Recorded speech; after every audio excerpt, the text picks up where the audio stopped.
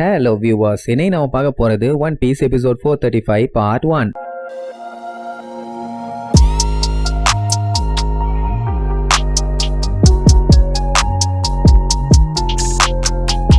Open பண்ணா போன பாட்டுல லூஃபி எல்லாத்தையும் அடிச்சு போட்டுட்டு கிச்சனுக்கு போய் நல்லா சாப்பாடை வெளின்னு வெளுத்து கட்டிடலான்னு ஆசையோட எல்லாத்தையும் போட்டு அடிச்சுட்டு கிடந்தால கடைசியில பார்த்தா லூஃபி இப்படி எல்லாத்தையும் போட்டு அடிச்சுட்டு இருக்கான்னு சொல்லி வார்டனால தாங்க முடியாம அவனே ஸ்ட்ரைட்டா டைரக்டா அங்க வந்துட்டான். இப்ப என்னன்னா லூஃபி டைரக்டா அந்த வார்டன் கூட சண்டை போட போறான். இப்ப மட்டும் லூஃபி இந்த வார்டனை மட்டும் காலி பண்ணிட்டான்னா அதுக்கப்புறம் அவனுக்கு எந்த பஞ்சாயத்தும் அந்த அளவுக்கு பெருசா இல்ல. ஜாலியா பாட்டு பாடிட்டே உருண்டே போய் ஏச காப்பாத்திட்டு வந்துடலாம். இப்ப அந்த வார்டன் வந்தால அவன் பாடியில இருந்து ஏகப்பட்ட பாய்சன் சொட்டு சொட்டா கீழே விழ ஆரம்பிச்ச உடனே அந்த இடத்துல அந்த காட்ஸ் எல்லாருமே பீதியாகி அங்க இருந்து ஓட ஆரம்பிச்சிருவானுங்க. அட என்ன பஞ்சாயத்துனா நார்மலா அவன் பாய்சன் சொட்டு சொட்டா விழுந்தாலும் அந்த மாதிரி புகை கிளம்பாது. கீழே ஃப்ளோர் ரொம்ப ஹீட்டா இருக்குது. அதனால அவன் பாடியில இருந்து விழுகிற பாய்சன் எல்லாமே அப்படியே கேஸா கன்வெர்ட் ஆகுது. அத லைட்டா மூக்குல ஒன் சைடு இழுத்தானுங்கனாலே போதும் அம்புட்டு வேற அங்கேயே காலி. அதனால வார்டன் கொஞ்சம் வெயிட் பண்ணுங்க வார்டன், நாங்க இங்க இருந்து போய்க்கிறோம், அந்த பாய்சனை வச்சு எங்க உசுர எடுத்துறாதீங்கன்னு அடிச்சு புடிச்சு அங்க இருந்து விழுந்து அடிச்சு ஓடுவானுங்க. அவனுங்க பயந்து வரானுங்க. போன்கிளே ஒரு சைடு பயந்துகிட்டு இருக்கான். அப்படி இருக்கும்போது இவன் எவ்வளவு பெரிய ஆளா இருக்கணும். ஆனா அவங்கிட்ட போய் டேய் எனக்கு இப்ப சாப்பாடு ஸ்மெல்லு நல்லா வந்துகிட்டு இருக்குது,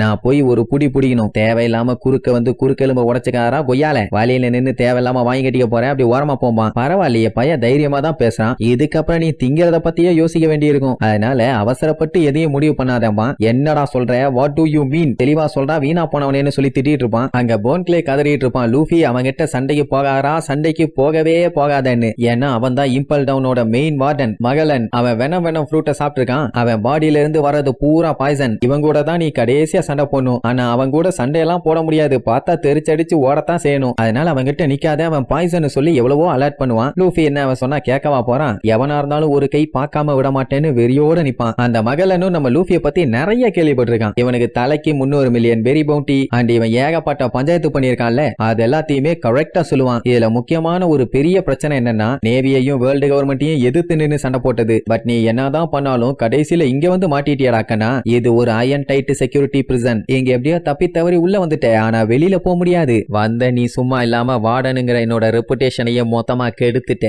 நீ ஏன் வந்திருக்க, எதுக்கு வந்திருக்கேன்னு எனக்கு நல்லா தெரியும் மகனே. உங்க அண்ணன் ஏசதான காப்பாத்த வந்த. அவன் ஒயிட் பியர்டோட செகண்ட் டிவிஷன் கமாண்டர் அப்படின்னு ஒண்ணு விடாம எல்லா விஷயத்தையும் சொல்லுவான். ஒண்ணு மட்டும் கன்ஃபார்மா சொல்லுவான், என்னதான் தலைகீழ நின்னு தண்ணிய குடிச்சுக்கிட்டு நேரா போய் அவங்க அண்ணனை காப்பாத்தினாலுமே இந்த இடத்துல இருந்து உங்க அண்ணனை கூப்பிட்டுக்கிட்டு வெளியில போக முடியாது, அதுக்கு நாங்க விடவே மாட்டோம்பா. மொத்தத்துல லூஃபியோட விதி இங்கேயே முடிய போதாமா. என்ன இவன் மூச்சடைக்க இந்த பேச்சு பேசுறான்னு அப்படியே லூஃபி முழிப்பான். இப்ப லூஃபி மைண்ட்ல என்ன ஓடிட்டு இருக்கோம்னா, நம்ம போவா ஹான்காக்கு கஷ்டப்பட்டு இவனை கொண்டு வந்து விட்டுட்டு என்ன சொன்னா, இதுக்கு மேல என்னால உன்னை உள்ள கூட்டிட்டு போக முடியாது, நீ தான் இதுக்கப்புறம் எல்லாத்தையும் பாத்துக்கணும், அண்ட் இதுக்கப்புறம் என்னோட பவர்ஸையும் யூஸ் பண்ண முடியாது. என் கையில சீப்ரிசம் கஃப போட்டு விட்டுருவாங்க. அவ துணியை கொடுத்திருந்தா கூட பரவாயில்ல, உள்ளுக்குள்ள ஒளிய வச்சு கூட்டு போயிருக்கலாம். மேல போட்டு இருந்த துணியுமே வாங்கிக்குவாங்க. அவளுக்கு லூஃபிக்கு நிறைய பண்ணணும்னு தான் ஆசை, ஆனா பாவம் பண்ண முடியாத நிலைமையில இருக்கா. பட் லூஃபியை பொறுத்த வரைக்கும் அவ இவ்வளவு தூரம் கொண்டு வந்து விட்டதே பெரிய விஷயம். ஏன்னா இதுக்கு முன்னாடி இவனை கொல்ல சொல்லி ஆர்டர் போட்டவ இப்ப இந்த அளவுக்கு இறங்கி வந்திருக்கானா, எந்த அளவுக்கு லூஃபி மேல அக்கறையோட வந்திருக்கா. அண்ட் அவனை எந்த ஒரு பஞ்சாயத்திலயும் மாட்டாம எப்படியாச்சும் திரும்ப வந்துருன்னு சொல்லியிருப்பா. அதனால அவ்வளவு சீக்கிரத்துல உங்ககிட்ட நான் மாட்ட மாட்டேன்டா மாங்காம்பா. அவனுக்கு சிரிப்பா வரும். ஏன்னா டார்ச்சர் பண்றதுக்கு முன்னாடி எல்லா பிரிசனர்ஸுமே இதே மாதிரி டயலாக் தான் அடிப்பானுங்களாமா. பண்ணி முடிச்சதுக்கு அப்புறம் தான் அவங்களோட உண்மையான ரூபமே வெளியில வரும். அதாவது பூனைக்குட்டி மாதிரி காலை சுத்தி சுத்தி வந்து கெஞ்ச ஆரம்பிச்சிருவானுங்க. பட் இப்ப லூஃபி பண்ண வேலைக்கு அவன் டார்ச்சருக்கும் மேல ஒரு பெரிய தண்டனையா கொடுக்க போறானாமா. ஒன்னால அதுல இருந்து தப்பிக்கவே முடியாதும்பானா. நம்ம போன்கிளே வந்து முன்னாடியே இன்ஃபார்ம் பண்ணுவான், என்ன ஆனாலும் சரி அந்த மகளன் பாடியை மட்டும் நீ தொற்றாத, ஏன்னா அவன் பாடி மொத்தமுமே பாய்சன் தான், அப்படி தொடலைன்னா உன்னால சண்டை போட முடியாது. அதனால நம்ம அந்த பக்கமா போய் ரைட்ல திரும்பிட்டோம்னா கண்டிப்பா தப்பிச்சிடலாம். இப்போதைக்கு நமக்கு சாப்பாடு முக்கியம் இல்ல, லெவல் 5க்கு போகணும், வா நம்ம அந்த வேலையை பார்க்க அந்த பக்கமா போலான்னு சொல்லி எவ்வளவோ போராடுவான். ஆனா அப்படி போராடி மட்டும் என்ன ஆக போகுது, அந்த மகளன் விடக்கூடாதுன்னு முடிவே பண்ணிட்டான். அண்ட் அது மட்டும் இல்லாம லெவல் 5க்கு போக வேண்டிய ஸ்டேர் கேஸ் இருக்குல்ல, அந்த இடத்துல தான் டீமன் கார்ட்ஸ் எல்லாருமே செக்யூரிட்டிக்காக நின்னுட்டு இருக்காங்க. கூடவே அந்த டார்ச்சர் ராணியான சாடியோ அங்கதான் இருக்கா. இவங்க அந்த பக்கம் போனாலும் இவங்களுக்கு ஆப்பு. இன்கேஸ் இவங்க தப்பிச்சு போலான்னு மறுபடியும் லெவல் 3க்கு போனாலுமே அவங்களுக்கு ஆப்பு காத்துக்கிட்டு இருக்குது. ஏன்னா அந்த கேட்ல ஹானியபால் காட்ஸோட நின்னுட்டு இருக்கான். சோ இப்போ சுத்தி சுத்தி லூஃபியா ரவுண்ட் கட்டிட்டாங்க. இதுல என்ன ஒரு காமெடினா, அந்த ஹானியபால நான் யாரு வந்தாலும் விட்டுருவேன், விட்டுட்டு வார்டன் மேல பழிய போட்டுலான்னு ஒரு முடிவுல இருக்கான். இப்படி அவன் சொன்னோனே போன்கிளேக்கு என்ன சொல்றதுனே தெரியல. ஐயோ தொக்கா மாட்டிட்டமேன்னு சொல்லி மண்டைய போட்டு பிச்சுக்கிட்டு கிடப்பான். மொத்தத்துல லூஃபி இப்ப எப்படியாச்சும் இவன் கூட சண்டை போட்டு அவனை ஜெயிச்சே ஆகணும். ஆனா அவன் இப்ப கம்ப்ளீட்டா பாய்சனாலேயும் முங்கி போயிருக்கான். அவனை தொட்டாலே ஆள் காலி. வழக்கம் போல அவன் என்ன பண்ணுவான், அந்த பாய்சனை வச்சே ஒரு டிராகனை வர வைப்பானா. அதை பார்த்துட்டு லூஃபியே வாய பொளந்துருவாங்க. ஒக்கா மக்கா எதாதண்டி டிராகன். ஆக்சுவலா அவனோட மொத்த பாடியே பியூரான பாய்சன், எந்த ஒரு கலப்படமும் இல்ல. அந்த டைம் அந்த டிராகன் என்ன பண்ணும், லூஃபி அட்டாக் பண்ண வருமா, நம்மளால அதுல இருந்து அடிச்சு புடிச்சு எஸ்கேப் ஆயிட்டே இருப்பான். ஒரு கட்டத்துல காண்டாயி கம் பிஸ்டல் சொல்லி ஓங்கி குத்த வருவான். அட லூசு பையில அதை தொட்ட நீ கெட்டன்னு சொல்லி அவன் அந்த டிராகனை அடிக்க போன அடிய இடையில நம்ம போன் கிளே புந்து அவன் வாங்கிக்குவான். எதுக்குன்னா எப்படியாச்சும் லூஃபிய காப்பாத்தியே ஆகணும்னு. எப்படிப்பட்ட நட்பு பாருங்க. இந்நேரம் வாங்கின அடிக்கு போன் கிளேவோட போனெல்லாம் உள்ள 4 நொறுங்கி இருக்கும். அட கிறுக்கு பையில நீ ஏன்டா குறுக்கால வந்தேன்னு சொல்லிட்டு இருக்கும் போதே கரெக்டா அந்த டிராகன் அட்டாக் பண்ண வரும். 2 பேரும் அடிச்சு புரண்டு போய் விழுவானுங்க. அப்புறம் லூஃபி பச்சை பச்சையா திட்டுவான். அதான் அடிக்கிறேன்னு தெரியுதுல்ல, ஏன் குறுக்க வந்தேன்னு கேட்டா அவன் மறுபடியும் அதே தான் சொல்லுவான். உன்னால அவன் கூட சண்டை போட முடியாது, அவன் உடம்பு ஃபுல்லா பாய்சன், நீ அவனை தொட்டினாலே உனக்கு ஆபத்து, அந்த பாய்சன் உன்னைய மொத்தமா கொன்னுரும், அதனால அவனை அட்டாக் பண்ணாதேம்பா. அட மூலகட்ட மூதேவி, அவனை தொடாம எப்படா சண்டை போடுறது, தொட்டுதான் ஆகணும்பா. அப்படி தொட்டாகணும்னா நீ என்ன வெங்காயத்துக்குடா சண்டை போடுற, பேசாம எஸ்கேப் ஆயிடலாம்பா. லூஃபியாலையுமே ஏத்துக்க முடியல, வேற ஏதாச்சும் வழி இருந்தா சொல்லுங்கிற மாதிரி கேட்பான். அப்ப அந்த டைம் பாய்சன் டிராகன் வேகமா அட்டாக் பண்ண வரும். அப்பதான் போன் கிளே ஒரு விஷயத்த யோசிப்பான். என்னன்னா அந்த மகளனோட டார்கெட் லூஃபி மட்டும்தான். சோ இப்ப லூஃபிய காப்பாத்தணும்னா வேற வழி இல்ல, நான் இதை பண்ணித்தான் ஆகணும்னு சொல்லி அந்த டிராகன் அட்டாக் பண்ண வரும்போது அவனை தள்ளி விடுவானா. சோ அது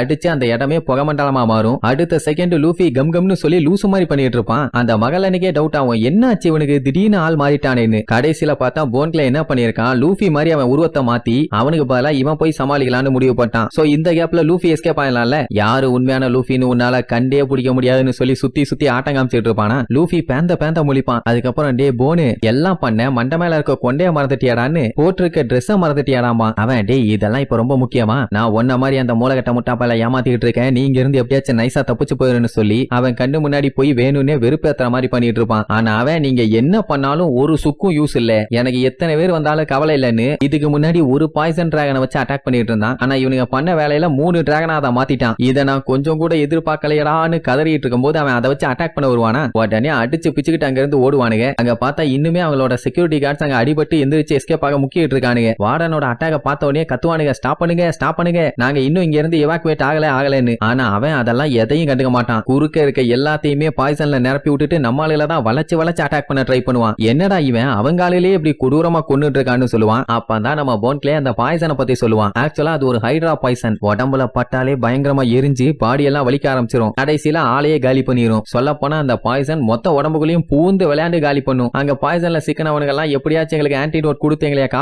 காப்பாத்துங்கன்னு கதறுவானுங்க. ஆனா அந்த வார்டன் என்ன தெரியுமா சொல்லுவான், ஏண்டா சண்டை நடக்கும் போது உங்களை யாரா குறுக்கால வர சொன்னா முட்டா பயிலாம், அப்பவே தப்பிச்சு போக வேண்டியதானேப்பா, தெரியாம வந்துட்டு சாரி எங்களை காப்பாத்துங்கன்னு கெஞ்சின்னு கெஞ்சுவானுங்க. ஒன்னும் வேலைக்கு ஆகல. அவன் கண்டுக்க மாட்டான். ஏன்னா இப்ப அவனோட டார்கெட் லூஃபி தான். இந்த லூஃபி பைய தப்பிச்சு ஓடும்போது கூட ஐயோ பசிதேன்னு கத்திட்டே தான் ஓடுவான். போன்கில எல்லாம் அசந்துருவான். இந்த நிலைமையிலும் லூஃபிக்கு பசிக்குதுன்னா அது கண்டிப்பா வாயில்ல வாக்கியாளுன்னு. அவனுக்கு ஒரு விஷயம் மட்டும் கன்ஃபார்மா தெரிஞ்சு போச்சு, அந்த மகளன்ட்ட இருந்து எஸ்கேப் ஆறதெல்லாம் சாதாரண விஷயமே இல்ல, அதனால முடிஞ்ச அளவுக்கு ட்ரை பண்ணியே ஆகணும்னு. அந்த டைம் லூஃபி ஸ்ட்ரைட்டா ஓடிட்டு இருந்தா கண்டிப்பா புடிச்சிருவான்னு சொல்லி நெருப்புக்கு மேல தொங்கிட்டு இருக்க ஏதோ ஒன்னு புடிச்சு அங்க ஜம்ப் பண்ணி எஸ்கேப் ஆறேன்ட்டு ட்ரை பண்ணுவான். அந்த இடம் பயங்கரமா சுடும், விட்டான்னா கீழே நெருப்புக்குள்ள போய் விழணும். ஆனா எப்படியோ கஷ்டப்பட்டு எஸ்கேப் ஆகி மேல வந்து நிப்பான். அந்த டைம் ஒரு டிராகன் இவனை அட்டாக் பண்ண வந்திருக்கும். நெருப்பு பட்டதுனால அந்த டிராகனோட தலை கம்ப்ளீட்டா காலி. அப்படின்னா என்ன அர்த்தம், இப்ப 2 தான் மிச்சம் இருக்குது. உடனே அந்த வார்டன் கிண்டல் பண்ணுவான், என்ன தம்பி ஏசோட பிரதர் கிட்ட நான் நிறைய எதிர்பார்த்தேன், ஆனா இவ்வளவுதான் நீயா, சரி அப்படின்னா இன்னும் கொஞ்ச நேரத்துல சண்டை முடிய போதுமா. அங்க இருக்க காட்ஸ் எல்லாருமே பதறுவாங்க, ஐயோ வார்டன் ரொம்ப ஓவரா இறங்க ஆரம்பிச்சிட்டாருன்னு. ஏன்னா அப்படி ஏதாச்சும் வில்லத்தனமா பண்ணானா இவங்களுக்கும் சேர்த்தி தான் பஞ்சாயத்து. அவன் என்ன பண்ணுவான், சடனா அவன் வாயில இருந்து ஒரு பபுள் ஒன்னு உருவாக்கி அதை கரெக்டா லூஃபிக்கு நேரா வச்சு துப்பி விடுவான். என்னதுன்னு பாத்துக்கிட்டு இருக்கும் போதே குளோரோஃபார்ம் பால்னு சொல்லுவான். பட் ஆளு வெடிச்சு தெரிச்சு